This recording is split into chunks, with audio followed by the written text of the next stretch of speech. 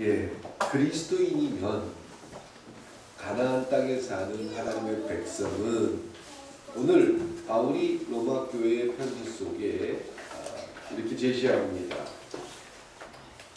우리가 성령을 통해서 하나님의 자녀라는 사실을 확인하게 되고, 그리고 나서 그 자녀라는 삶의 모습은, 그리스도인의 모습은 어떻게 나타나느냐 하면, 그와 함께 영광을 받기 위해서 고난도 함께 받아야 할 것이다. 고난도 받는 것이 그리스도인의 삶이다 라고 바울은 제시합니다. 예수 믿으면 복 받습니다. 예수 믿으면 참 행복합니다.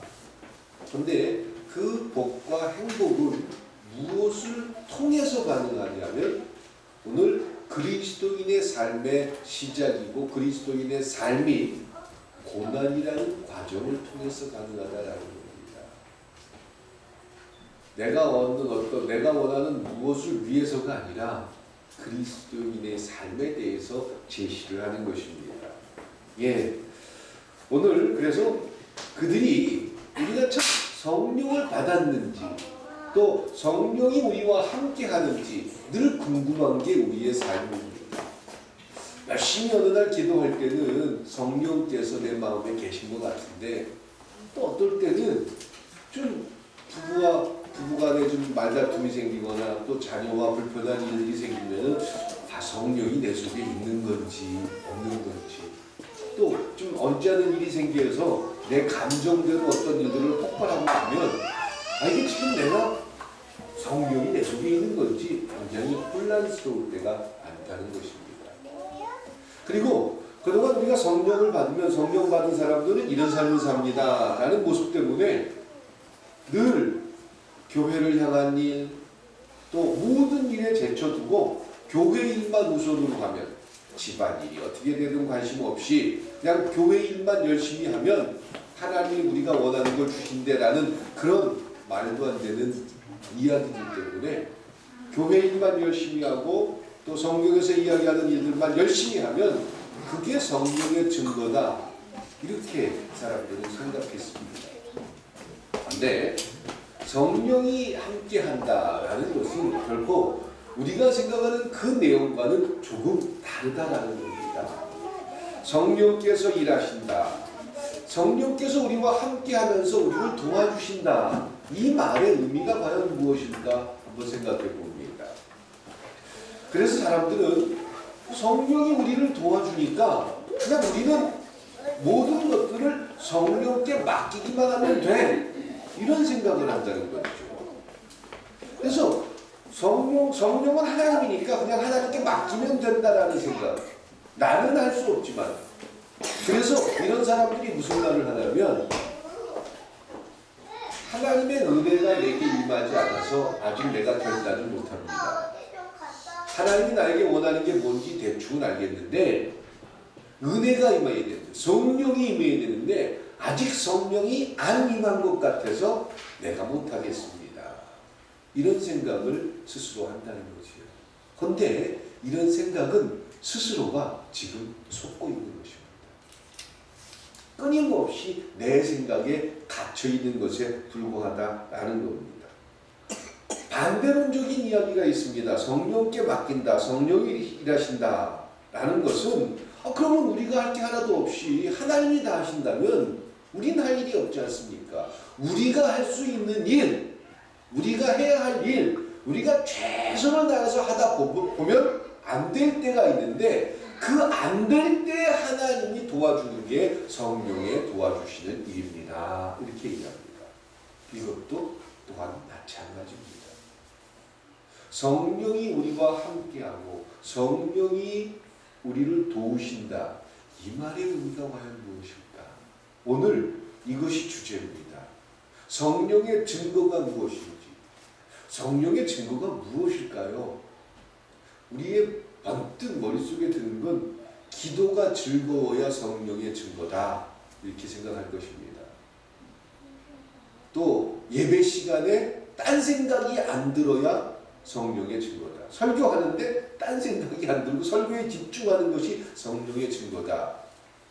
그럼 성령의 증거가 사람마다 다 다를 수 있다는 거예요. 방언의 은사를 경험한 사람들은 방언 받으면 성령 받은 것 같다.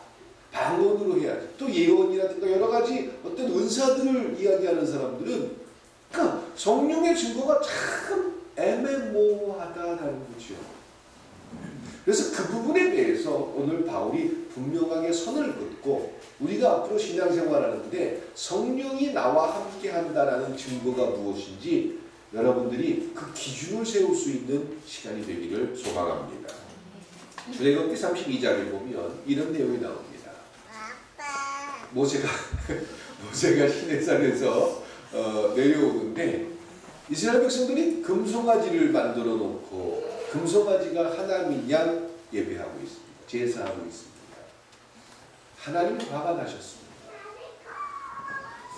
그리고는 하나님이 모세에게 이야기합니다. 내가 저들을 전멸시키겠다. 그랬더니 32장 10절 이후에 보면 모세가 이야기합니다. 하나님 안 됩니다. 하나님이 저 백성을 하나님의 백성 삼으신다고 그 여러 가지 과정과 많은 민족들을 희생시키면서 여기까지 데려오셨는데 저들을 다 죽여버리면 어떡하겠습니까? 하나님 다른 방법이 없겠습니까? 하나님 저들을 다 전멸시키지 마십시오. 이렇게 이야기합니다. 이 장면을 이렇게 보면 하나님은 정말 당신의 감정 때문에 쉽게 결정을 하는 분으로 생각할 수 있고 모세는 하나님보다 더 착한 사람으로 표현될 수 있습니다. 하나님은 금송아지를 만들어 놓은 이스라엘 백성들을 야! 다 죽여버릴 거야! 이렇게 화를 내시고 있고 모세는 그런 하나님을 가로막고 하나님 안 됩니다. 저들을 죽이면 안 됩니다. 그 후의 역사를 보면 모세의 말을 들어주고 모세의 기도를 들으시고 그리고 하나님은 결정을 번복하십니다. 일부의 사람들만 죽입니다. 그런데 이런 생각을 한번 해보십시오. 과연 하나님이 제가 앞으로 살아가는 모든 삶에서 어떤 일들이 있을 거라는 걸 하나님이 모르실까요? 저는 감리교 목사입니다. 예정서를 의지하거나 그러지 않습니다. 허나 제 신앙 고백 속에는 하나님은 알파와 오메가라는 겁니다. 알파와 오메가는 처음과 끝입니다. 하나님은 인류의 역사를 알고 계시고 인류의 역사를 붙드시고 인류의 종말을 알고 계시는 분이라고 저는 믿습니다. 그러면 이스라엘 백성이 그렇게 할 것을 하나님이 모르지 않았을 텐데 분명히 성서는 모세오경을 통해서 그렇게 이야기하고 있습니다. 여기에 이 성서를 정확하게 설명하고 이해시킬 수 있는 부분이 있다면 성령의 역할이다라는 거예요. 성령 하나님께서 모세의 마음을 붙드시고 모세에게 끊임없는 그런 열정과 민족의 또 백성에 대한 애정을 갖게 했고 그리고는 하나님의 그런 진노 속에서 감히 하나님 앞에 나서서 하나님 제발 그렇게 하지 마십시오. 마치 하나님은 하나님 안에서 끊임없이 충돌을 하면서 모세의 결정을 존중하는 그런 모습으로 성서는 이야기하고 있다는 거죠. 이렇게 인간에게 찾아와서 하나님과 인간 사이의 교류와 또 끊임없는 충돌 속에서 나타나는 그런 부분들을 조정해주는 그런 역할이 성령 하나님의 역할이다라고 성서는 설명합니다. 그런데 이 성령의 증거에 대해서 우리가 가지고 있는 고정 개념이 있습니다. 고정 관념이라고 할게요. 교회 일 열심히 하고 또 세상 일 다 뒤로 하고 교회 일만 열심히 하면 그게 성령 받은 증거다라는 그런 생각들 또 예배 시간이 길어지는데도 전혀 지겨워하지 않는 모습들 또 남들 앞에서 참 기도를 많이 하는 모습들 열심히 기도하는 모습들 이런 것들이 성령의 증거라고 사람들에게 교육시켜왔고 사람들은 그렇게 생각을 하고 있다는 것입니다. 그런데 성경에 나와 있는 성령의 증거는 그런 감정이나 기분에 좌지우지 되는 것이 결코 아니다라는 것입니다. 성령이 우리에게 왔다라는 것은 우리 인간의 힘으로 하나님이 원하는 어떤 것들을 할 수 없다라는 가정에서 시작합니다. 그러니까 그리스도를 나의 구주입니다라고 고백할 수 있는 것도 우리 힘으로, 내가 앞으로 교회 열심히 다니고 교회 일 열심히 하고 그리고 내 힘으로 나는 충분히 그리스도를 믿을 수 있어, 이런 가능성이 있다면 성령께서 이 땅에 오실 필요가 없습니다. 그런데 인간에게는 그런 가능성이 없다는 것을 전제로 해서 성령께서 이 땅에 오신 것입니다.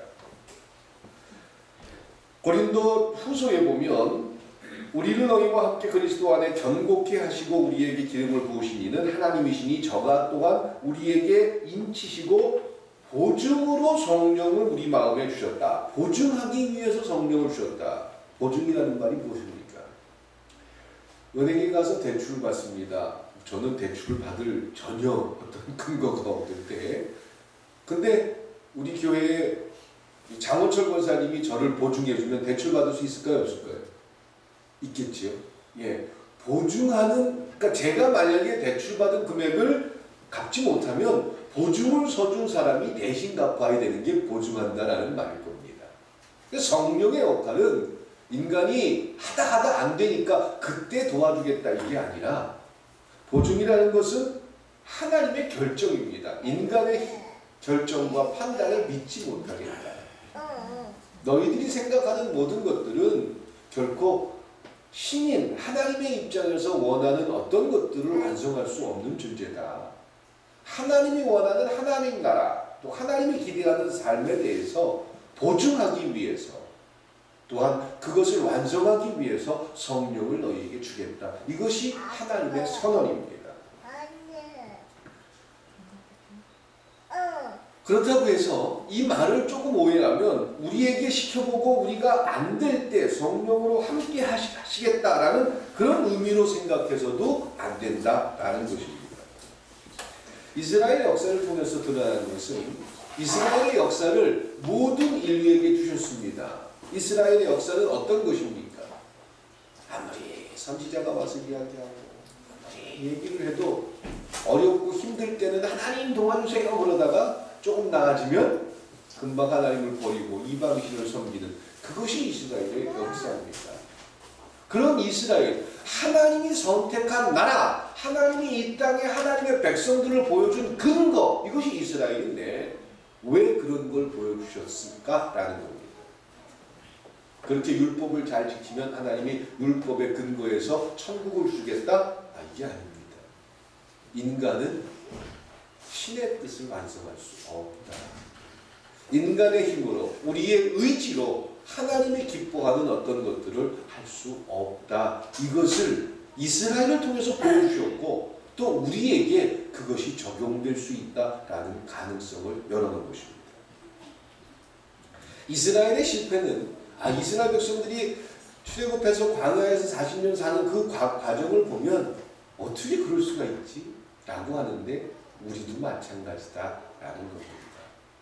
지난주에 안양 지방에 가서 제가 강의를 2시간을 했어요.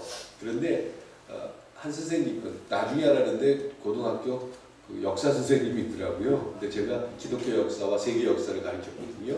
그랬더니 그분이 질문을 하면서 켈빈이나 루터 또 수많은 개혁가들이 대단한 일을 한 건 알겠습니다. 그런데 그 켈빈이 교육학자이기도 하면서 어떤 그 굉장한 그 개혁을 하고 나서 살인을 방조하는 그런 역할도 하게 되고 또 개혁했던 수많은 사람들을 또 뭐 근대 시대의 개혁자들 가운데 타협하고 이런 부분들이 참 많아요. 어떻게 하나님이 기뻐하는, 하나님이 원하는 일들을 위해서 그렇게 개혁을 하고 또 나름대로 그것을 목숨을 걸고 그렇게 했던 사람들이 그렇게 변심을 해서 참 인간이 할 수 없는 그런 죄를 짓기도 하고 어떻게 그럴 수가 있습니까?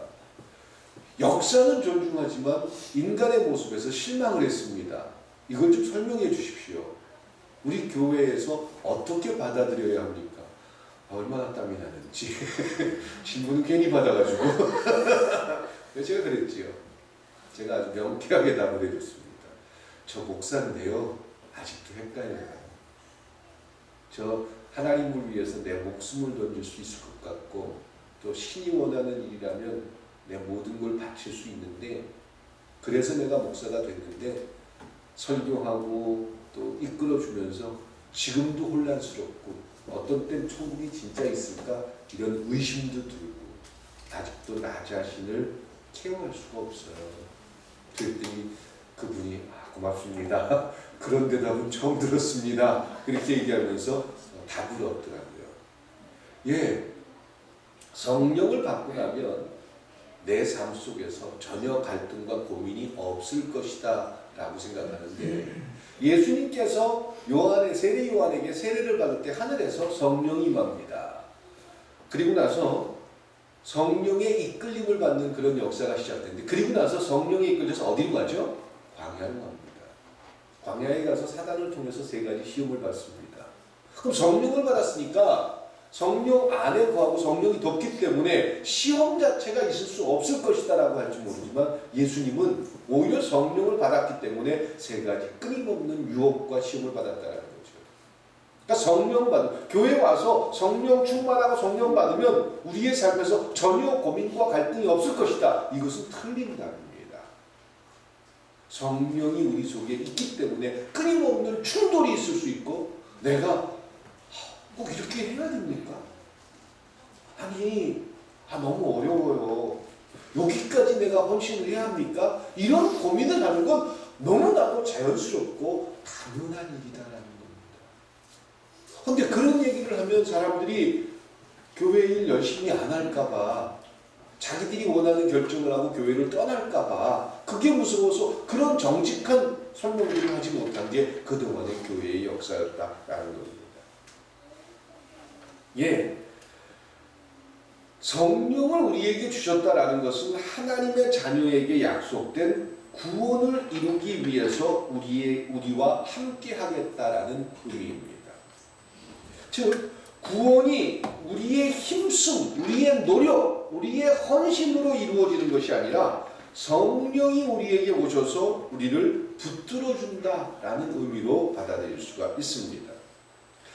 그래서 이 말을 오해하면 구원이 이루어진다라는 것, 구원을 완성해 간다라는 건 지금 아직 구원받지 못했는데 앞으로 잘하면 구원받게 될 것이다, 이렇게 생각을 해버리면 이단이 돼요. 이걸 강조하는 게 신천지입니다. 그러니까 자의적으로 성서를 잘못 해석하고, 그래서 그들은 끊임없는 흔적을 가지고자 하는 거예요.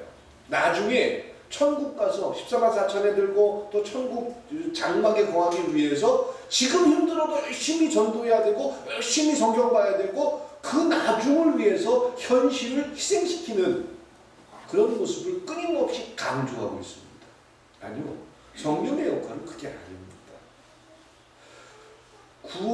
구원을 이룬다, 완성한다, 이것은 지금 구원 못 받았는데 앞으로 살아가면서 구원을 받게 될 것이다, 그래서 끝날 마지막 하나님 앞에 설 때 그때 결정난다, 이 말이 아닙니다.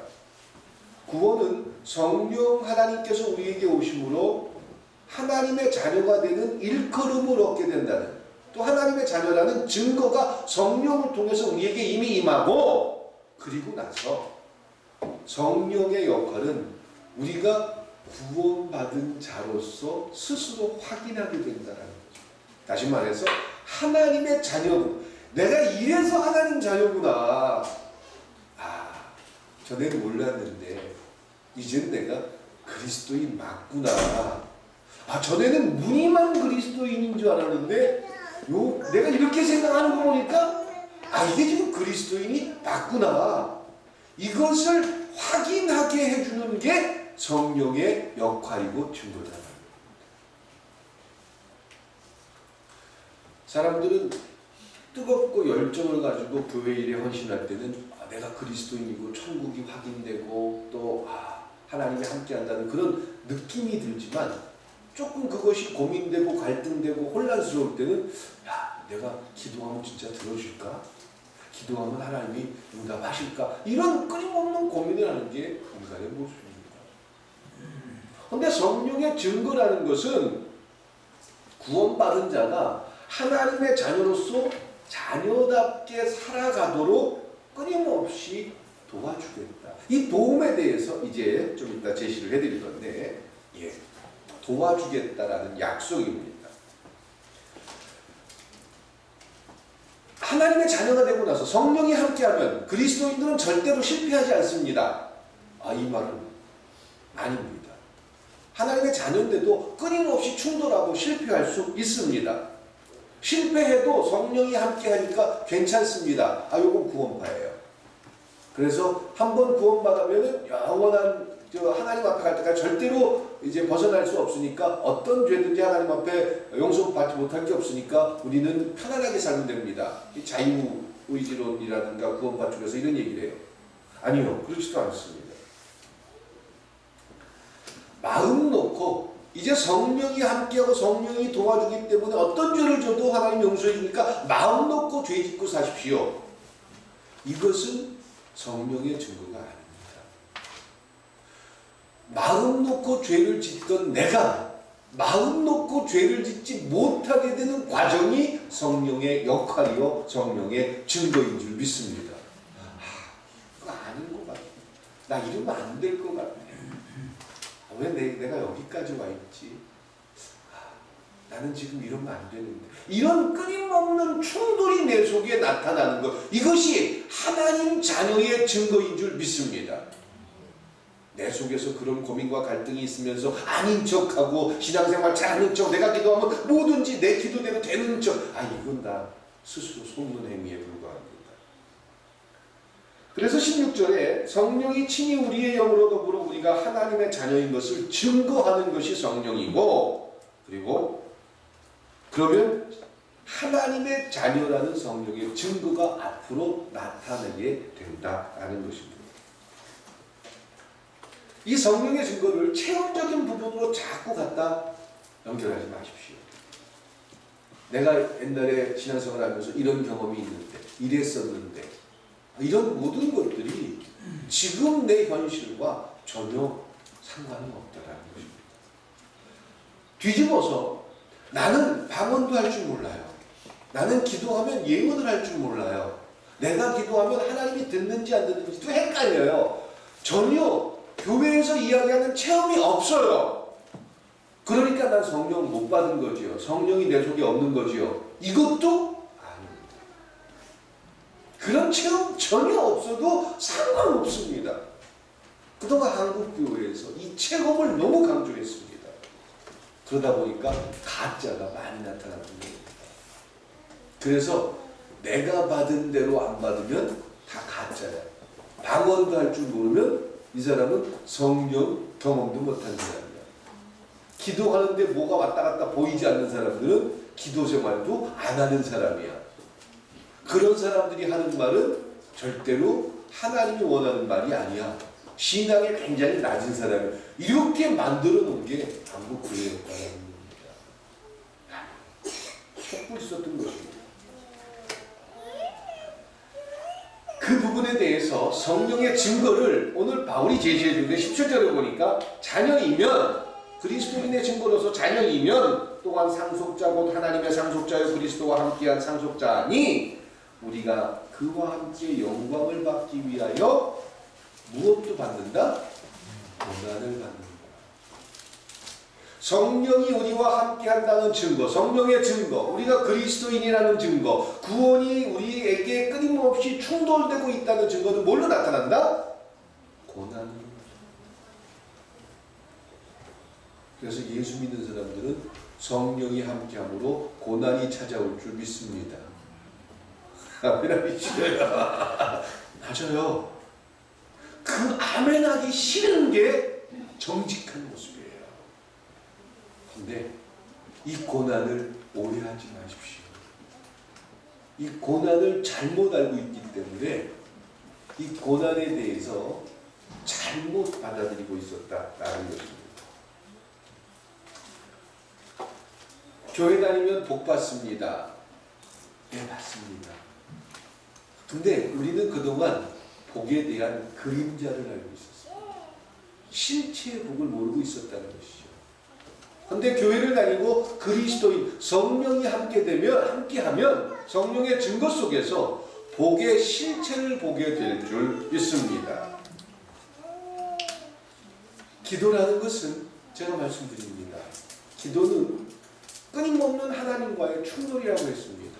인간은 하나님이 기뻐하는 기도를 할 수 없는 게 인간이에요. 우리의 기도 내용도 마찬가지입니다. 하나님, 나 건강하게 해주세요. 우리 가정 잘 되게 해주세요. 내가 원하는 거 이루게 해주세요.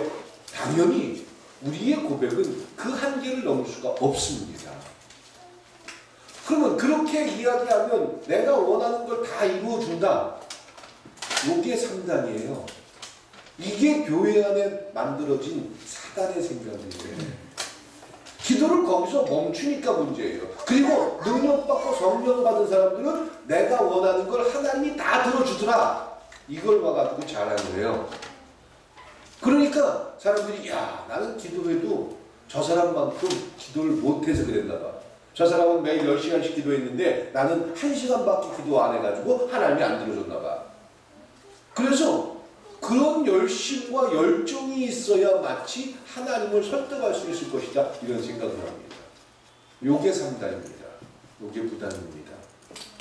기도는 어쩔 수 없이 인간 편에서 나오는 기도는 자기의 욕심과 자기의 생각과 자기가 원하는 어떤 것들을 하나님 앞에 요구합니다.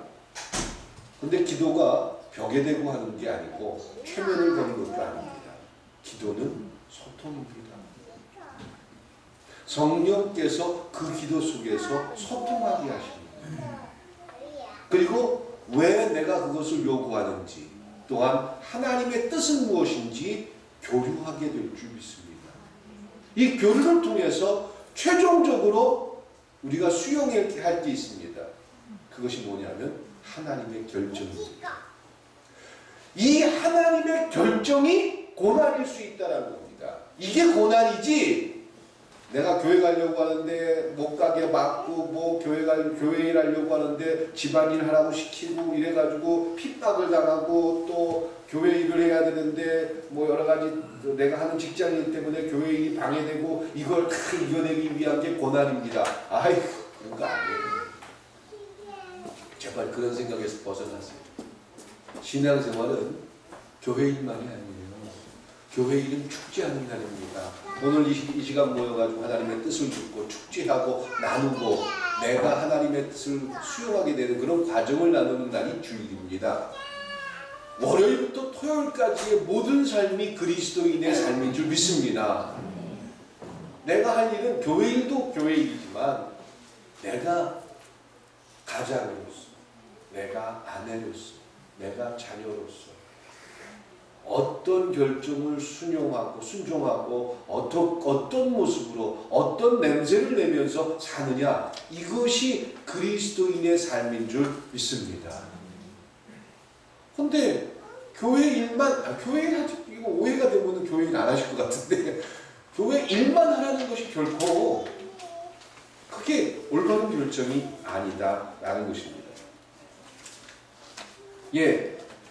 이 고난이라는 것은 기도하는 과정에서 내가 원하는 것과 하나님이 원하는 게 일치할 수도 있습니까? 없습니까? 있을 수 있어요. 또 일치하지 않을 수도 있어요. 일치하지 않을 때 느끼는 상황들, 원리들, 이것이 고난이다. 내가 하나님의 자녀이긴 자녀인데 내 생각 속에서는 하나님이 기뻐하는 일들로 꽉 채워져 있습니까? 내가 기뻐하는 일들로 채워져 있습니까? 후자죠. 그러면 이런 내가 하나님과 충돌하고 하나님의 결정을 수용하는 과정 속에는 고난이 있겠습니까? 없겠습니까? 그렇지. 그게 갈등일 수 있습니다. 혼란일 수 있습니다. 그러니까 성령을 받았다는 것, 성령이 함께 한다는 것은 난 누구보다도 하나님이 내가 원하는 대로 다 해줘. 이건 스스로 속는 것에 불과하고, 성령이 내 속에 있다는 건 끊임없이 내 속에서 혼란스러워, 고민하고 갈등하는 과정이다라는 겁니다.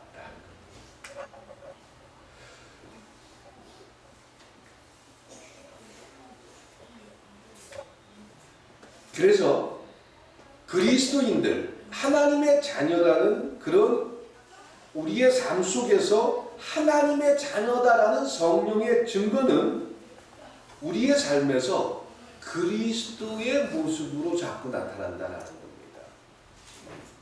예수님은 성전에 들어가서 장사하는 사람들을 채찍으로 때리고 하나님의 집은 기도하는 곳입니다 라면서 화를 내시고 그리고 그렇게 했던 분입니다. 예수님의 삶을 따라가는 것, 이 부분에 대한 오해도 참 많습니다. 예수님처럼 누군가를 고쳐줘야 되고 내 것을 가지고 다 나눠줘야 되고 내 재산은 아무것도 없어야 되고 고난 그러면 그리스도인들의 고난 그러면 그렇게만 생각합니다. 내가 가지고 있는 재산을 다 팔아가지고 가난한 사람한테 나눠주고 아니면 교회를 위해서 다 바치고 아니요. 그런 고난을 이야기하는 게 전혀 아닙니다. 여기서 이야기하는 성령의 증거를 통한 고난은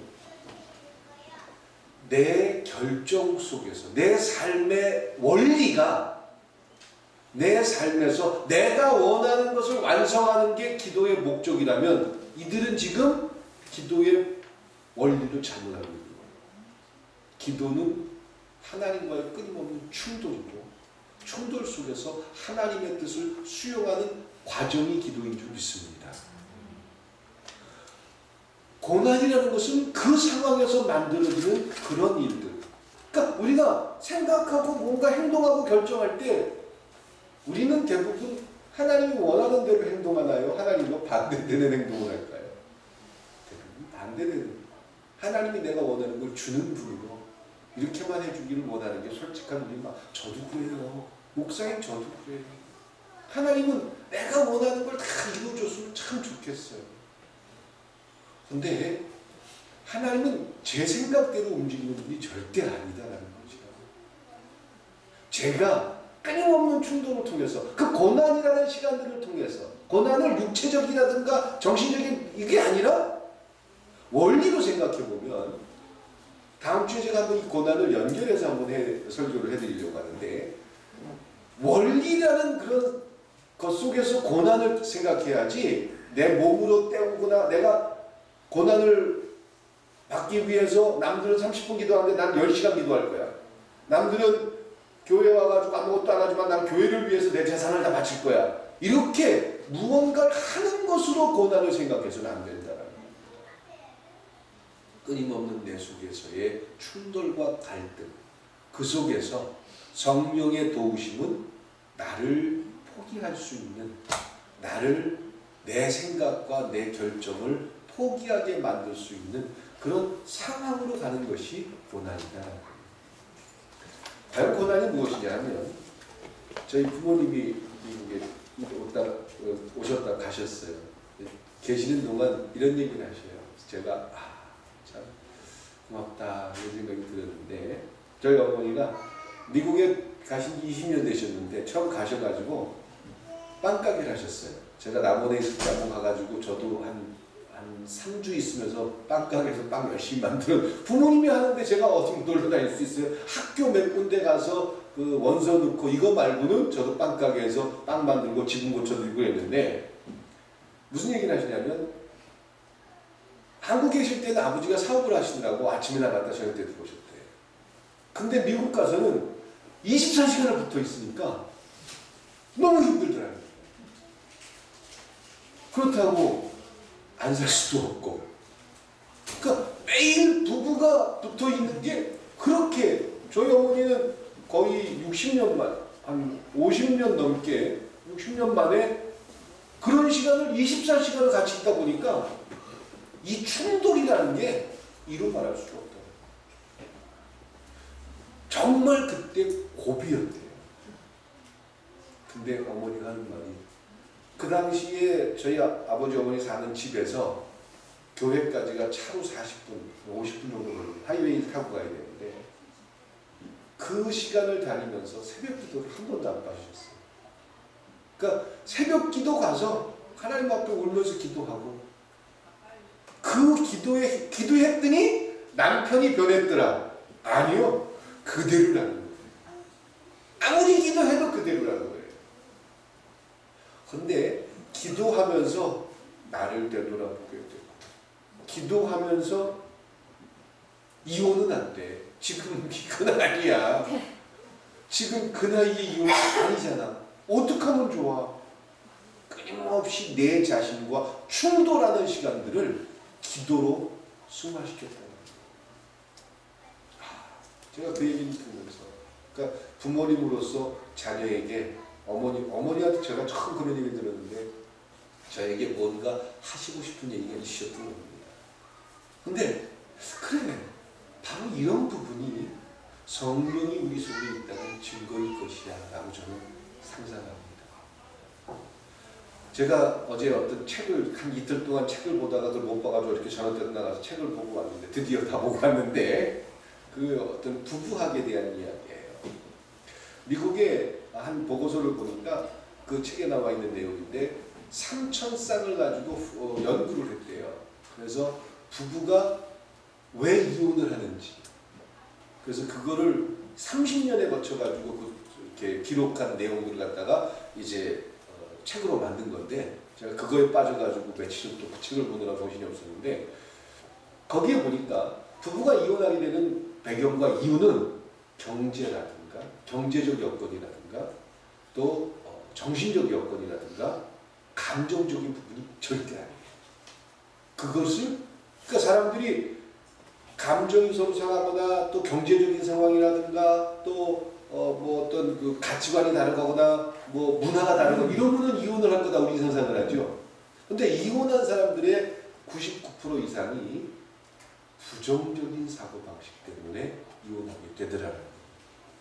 경제적이라든가 또 어떤 것도 이혼의 요건이 아닌데, 이혼의 가장 중요한 요소는 그 사람들의 생각이 부정적이더라고요.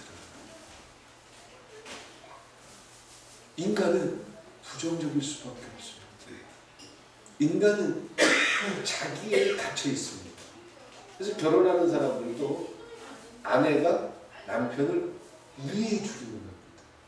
아내도 남편이 이해해 주기를 원합니다. 이해하려고 결혼하는 사람은 아무도 없어요. 어떤 사람이 성공하느냐면, 이 사람은 혼자 평생 고아로 살았대.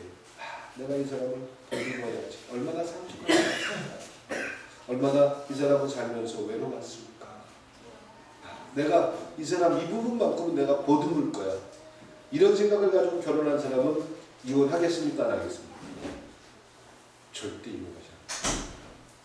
그런데 내가 살면서 크게 사랑받지 못했고, 내가 이 사람 만나고 사랑받은 건데 이 사람은 누구보다 나를 이해해 줄 거야. 상대에게 이해를 강요할 때 끊임없는 충돌이 일어난다라는 겁니다. 신앙생활도 마찬가지예요. 내 기준과 내 모순에 갇혀서 끊임없이 상대에게 내 생각을 강요할 때 끊임없는 충돌이 일어납니다. 성령의 역할은 바로 그런 자기에 갇혀있는 부정적인 생각을 하나님의 생각과 충돌을 일으켜서 하나님의 생각을 수용하는 과정 속에서 부정에서 긍정으로 바뀌게 될 줄 믿습니다.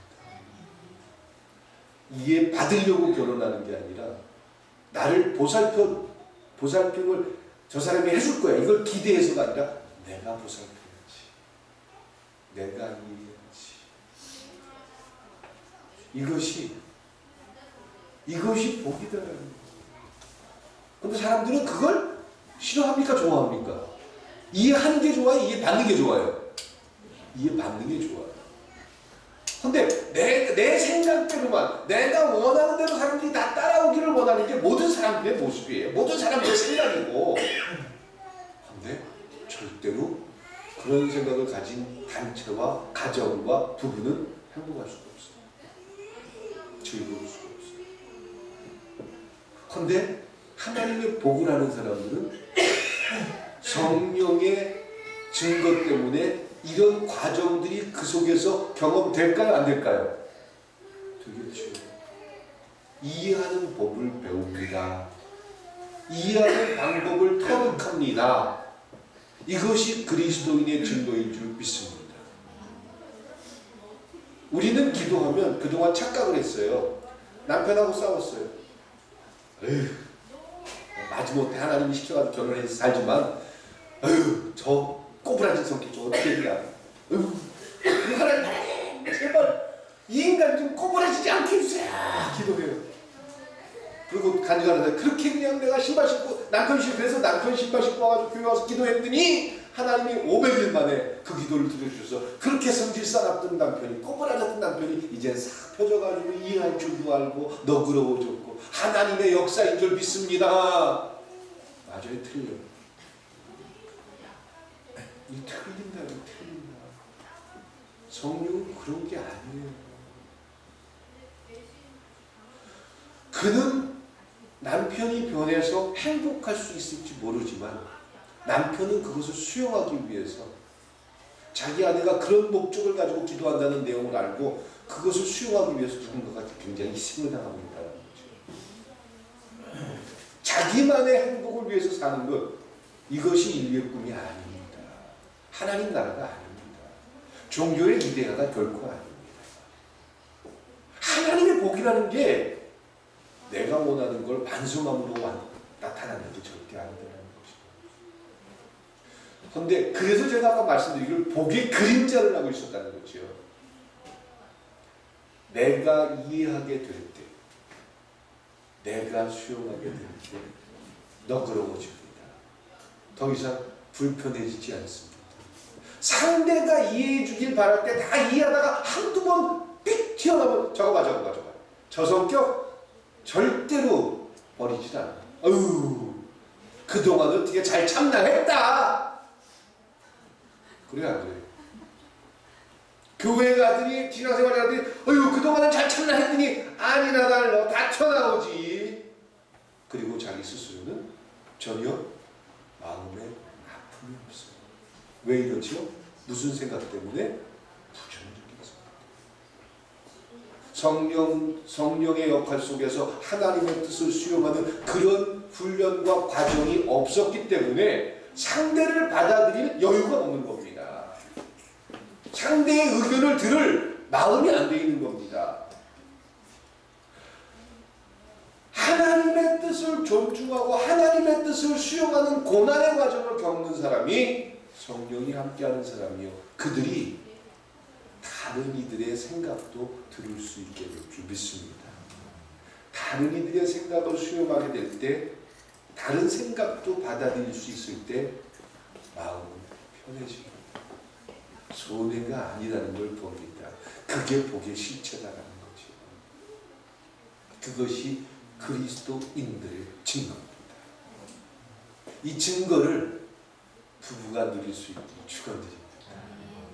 절대로 집에 가서 거봐 목사님 그렇게 얘기했지? 그러면서 상대에게 강요하지 마십시오. 내 마음속에서 철렁하는 마음이 있다면 지금 내가 받는 겁니다. 내가 지금 그 부분에 대한 고민을 해야 하는 겁니다. 그리고 성령의 증거를 누릴 수 있기를 축원드립니다. 성령은 미친 사람처럼 기도하고 그런 상황에서 나타나는 게 절대 아닙니다. 개인적인 취향이 다를 뿐입니다. 아무런 경험이 없다고 해도 걱정하지 마십시오. 내가 그렇게 오래 교회를 다녔는데도 아직 내 마음속에서 혼란스러워 괜찮습니다. 그런데 지금 마음속에 고민과 갈등이 있다면 정상적으로 가시는 겁니다. 성령의 증거일 줄 믿습니다. 그것을 고난으로, 그것이 원리다라는 거예요. 뭘 위해서 내가 대신 몸으로 떼어주고, 대신 몸으로 떼우면 어떤 일이 생기는 줄 아십니까? 나를 내세우고. 난 누구보다 이렇게 가족을 위해서 일을 했는데 왜 나를 안 알아주는 거야? 그거는 하나님이 원하는 가정이 아니지. 성령의 증거가 여러분들의 삶에서 고난이라는 원리로 만날 수 있길 축원드립니다. 그 과정 속에서 끊임없는 충돌이 있더라도 그 충돌에서 어느 편에 서야 될까요? 내 생각을 포기할 수 있기를 기대합니다. 하나님의 생각을 수용하고 하나님의 결정을 그럼 그런 사람들에게 있어서 그들이 하나님의 뜻을 수용하게 돼서 율법을 지키게 되면 내가 율법 지켰으니까 나는 잘 믿는 사람이야 이런 생각합니까? 안 합니까? 아니요. 마음속에 충돌이 있었기 때문에 내가 한 게 아니라는 걸 내 스스로가 아는 거죠. 그래서 그들은 율법을 그들의 삶에서 지키면서 야 내가 이렇게 됐나? 내가 이제 이걸 이해할 수 있는데 하나님 고맙습니다.